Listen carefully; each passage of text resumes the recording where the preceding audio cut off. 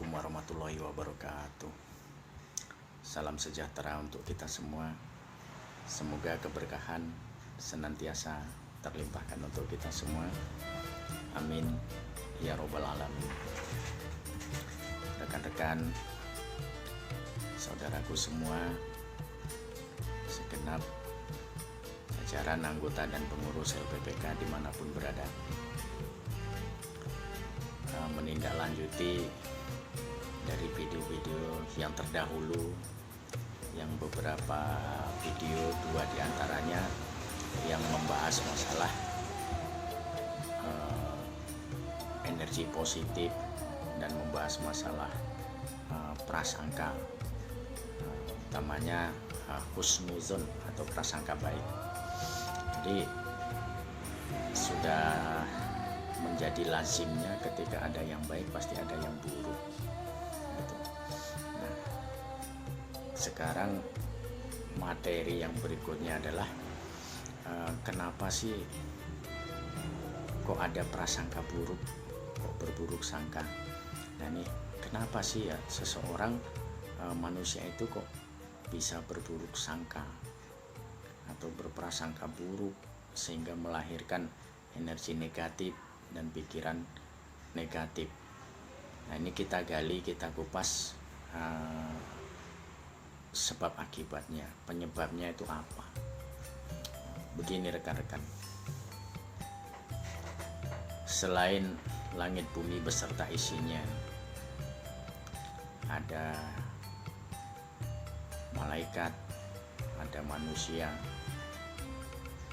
Allah Tuhan yang Maha Kuasa juga menciptakan makhluk lain yang namanya iblis, jin, dan syaitan, yang mana menurut keyakinan iman yang kita percayai bersama, apapun agamanya, saya rasa juga bersama semuanya, yang namanya iblis, jin, dan syaitan itu telah bersumpah dan bertekad memang akan menyesatkan manusia sehingga menjadi temannya kelak di neraka. Dan ketiga makhluk itu selalu menginginkan manusia itu jatuh ke dalam kesusahan, kesengsaraan, penderitaan, dan jatuh ke hal-hal yang sifatnya negatif, supaya masuk menjadi satu golongan dan satu kelompok. Jadi mereka itu tidak akan pernah rela, tidak akan pernah ikhlas, tidak akan pernah ridho ketika melihat manusia itu berhasil, ketika melihat manusia itu jadi baik. Makanya dia berbagai macam cara, usaha, dan upaya akan merasuk, menggoda, dan menyesatkan manusia.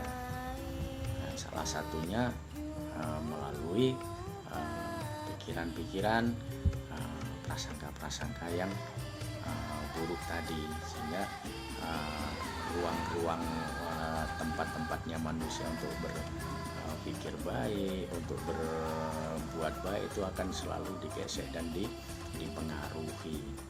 Untuk itu pertanyaannya sederhana. Itu ketika kita sudah menyadari, mengetahui bahwasanya ada makhluk lain yang menimbulkan energi negatif, yang bertugas memang menggoda, mengajak manusia kepada jurang kesesatan, kehancuran, dan kenistaan, apakah kita akan merelakan tubuh jiwa raga kita itu menjadi sarang atau menjadi ajang, menjadi tempatnya mereka bermain? Nah, pertanyaannya kan seperti itu. Dan saya rasa dalam kondisi normal, stabil, ya semua orang pasti akan sepakat mengatakan tidak rela. Nah, kalau tidak merelakan itu ya harus berupaya. Caranya bagaimana? Ketika terbesit prasangka, pikiran yang enggak betul, pikiran-pikiran yang aneh, yang nyeleneh, yang menyimpang dari hal-hal yang seharusnya, yang sebenarnya ya segera disadari bahwa ini adalah godaan-godaan yang mengarah menuju kepada hal-hal yang tidak baik. Nah, kemudian juga ketika ini tidak segera kita tepis, segera tidak kita sadari, atau bahkan kita mengikutinya, hanyut di dalamnya, ini lama akan menjadi semacam endapan dan menjadi tumpukan sehingga menjadi semakin tebal, semakin tinggi, semakin mengkarakter, sehingga semakin penuh, semakin pekat, semakin dominan energi negatif di dalam tubuh kita gitu. Ketika tubuh seseorang sudah lebih dikuasai oleh energi negatifnya, ini udah sangat bahaya banget, sangat riskan banget. Bahayanya bukan hanya buat yang bersangkutan saja, namun bisa berpengaruh dan berdampak kepada orang di sekitarnya dan di sekelilingnya. Kenapa? Contoh katanya seperti ini, rekan-rekan semua. Pernah kita mungkin pernah mendapati atau menjumpai atau melihat, mengalami bahkan pembicaraan, diskusi, obrolan kita dengan rekan yang berkarakter seperti ini.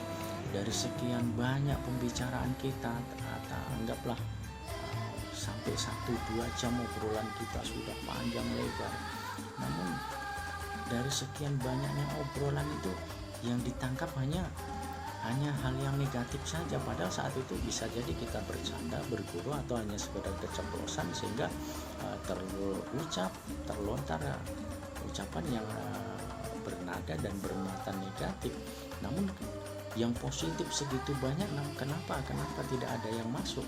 Kenapa? Karena di dalam diri yang bersangkutan tersebut memang lebih dominan energi atau hal-hal yang negatif, sehingga ketika ada unsur negatif yang lain lewat itu, ya langsung masuk, langsung lengket gitu loh. Sementara yang positif itu pasti akan berusaha dia tolak gitu, nggak masuk, nggak nyambung gitu. Nah, ini sangat bahaya sekali. Nah, kemudian ciri-ciri orang yang lebih dominan energi negatif itu seperti apa, ini juga perlu kita pahami ya, supaya kita sendiri tidak terjebak, tidak hanyut, bahkan tidak terbawa arusnya.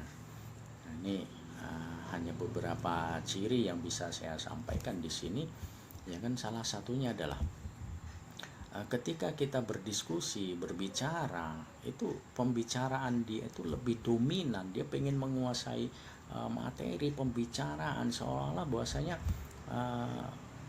dia tuh lebih dari segalanya gitu loh, sehingga apa pendapat orang lain, ucapan orang lain itu dia juga nggak pernah gubris, hanya sekedar ngangguk atau mengiya. Namun dialog komunikasi itu kayaknya lebih mendominasi gitu, sehingga dia nggak peduli lagi dengan apa pendapat orang, apa sarannya apa orang gitu. Nah, itu satu. Nah, kemudian yang keduanya, seringkali kita mendengar ucapan-ucapan dari rekan-rekan atau dari orang-orang yang memang bermuatan energi negatif atau prasangka buruknya itu lebih dominan, itu akan sering terucap itu bahasanya, saya ini lain loh orangnya gitu. Jadi kadang-kadang kalau kita mau amati, kita cermati kalimat saya ini lain loh orangnya, harusnya kita jadi berpikir dan bersadar, loh, kalau kamu lain dari orang yang lain, berarti punya kelainan gitu. Begitulah kira-kira. Nah, karena itu seharusnya tidak terjadi hal-hal seperti itu. Nah, kemudian pandangan mukanya, aura, pandangan mimiknya, wajahnya itu ketika dia berkomunikasi, mengucapkan satu kali, memberikan satu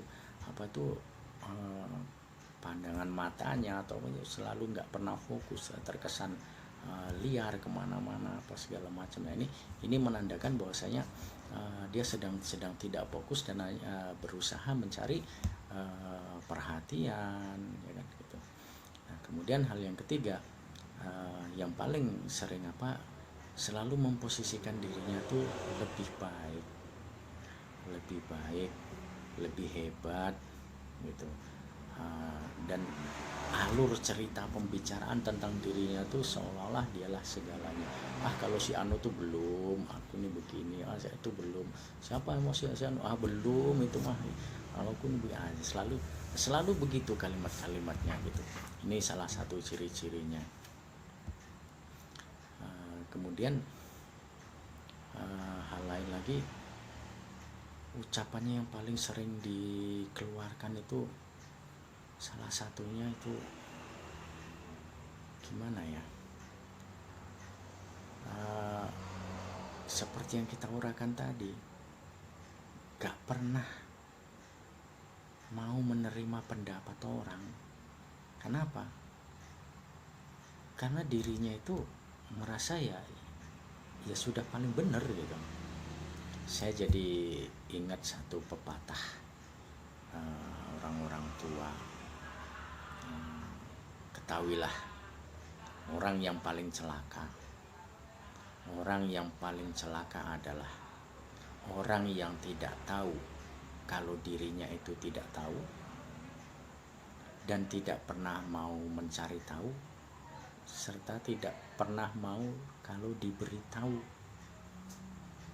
Nah, inilah kenapa ya itu tadi, apa sebab ini terjadi, karena akumulasi endapan dari selama ini, pembiaran dia merelakan jiwa raganya untuk bermainnya, menjadikan dirinya, merelakan jiwa raganya tempat bersemayamnya, tempat bermainnya iblis jin setan, sehingga ini terjadi pembiaran sehingga lama-lama menjadi satu endapan akumulasi, sehingga menjadi mengkarakter gitu. Ya Allah, naudzubillah, sangat-sangat amat disayangkan. Nah, bagaimana rumus menghadapi ketemu karakter atau tipikal orang atau manusia yang seperti ini? Lakukan semampu apa yang bisa kita lakukan, berikan petuah, nasihat dan petunjuk sebatas kemampuan kita, jangan terlalu memaksakan. Kemudian sedapat mungkin ya bisa dihindari ya hal-hal yang penting saja, karena makin kita layani obrolannya, pembicaranya juga makin terbuang energi, waktu, tenaga dan pikiran, dan akhirnya hanya jadi sia-sia, bahkan silap-silap juga malah bisa menjadi petaka. Nah, demikianlah uraian ringkas, singkat. Mohon maaf sebelumnya kepada rekan-rekan dengan tidak mengurangi rasa hormat dan tanpa bermaksud menggurui kepada rekan-rekan semua. Uraian hal ini adalah semacam motivasi, menjadikan satu masukan, tambahan ilmu dan pengetahuan. Billahi taufiq wal hidayah. Wassalamualaikum warahmatullahi wabarakatuh.